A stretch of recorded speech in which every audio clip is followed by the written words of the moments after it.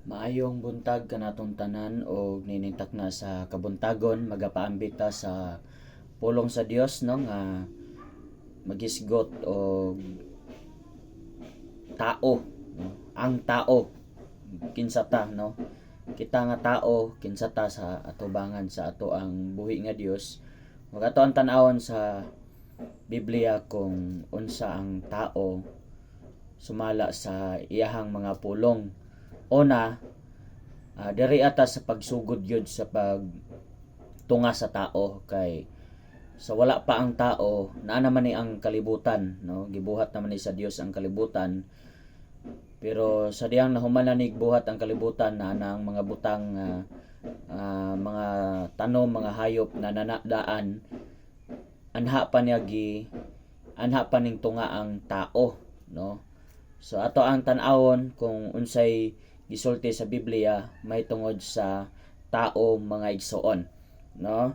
Ato ang basahon diri sa Genesis, sa sinugdanan mga igsoon sa Biblia, Genesis kapitulo 2 kapitulo 1 bersikulo 26 matud pa diri og miingon ang Dios buhaton nato ang tawo sumala sa atong dagway ingon sa kasama nato og magabuot sila sa mga isda sa dagat og sa mga langgam sa kalangitan og sa mga kahayupan og sa tibuok nga yuta og sa tanan nga nagakamang sa ibabaw sa yuta.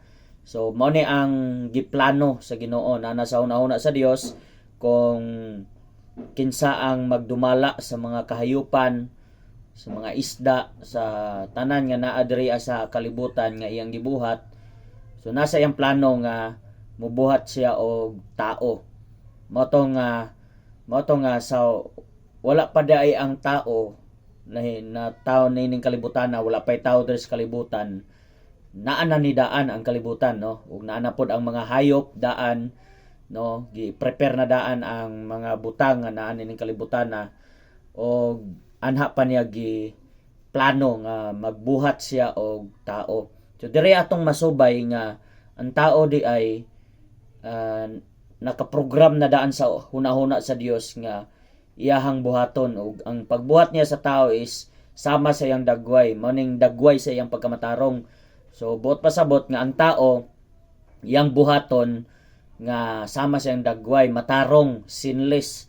So way sala no mao ni ang pagbuhat niya sa tao. Pag-abot sa Genesis chapter 1 verse 27 giingon dira nga og gibuhat sa Dios ang tao sa iyang kaugalingong dagway. Sa dagway sa Dios gibuhat niya sila, lalaki o babae iyang gibuhat sila. So mao ni ang tao no. Ang katuyuan sa Dios nga nung gibuhat niya ang tao aron sa pagdominar, sa pagdumala sa kalibutan no, pag-handle sa mga naa nining kalibutana. So mo na purpose og makaingon ka nga maayo gyud kaayo ang plano sa Ginoo.